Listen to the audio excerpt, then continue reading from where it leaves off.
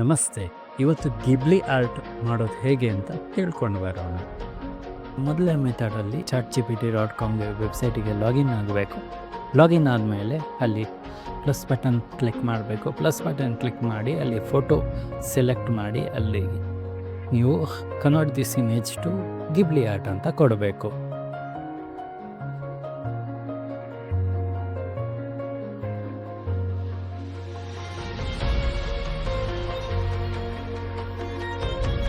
ಗಿಬ್ಲಿ ಆರ್ಟಲ್ಲಿ 2 ಫೋಟೋ ಬೇಕಿದ್ರೆ ಮರ್ಜ್ ಮಾಡ್ಕೋಬೋದು. ಸೊ ಮರ್ಜ್ ಮಾಡಿ ನಿಮಗೆ ರಿಸಲ್ಟ್ ಬೇಕಿದ್ರೆ ತೆಕ್ಕೋಬೋದು.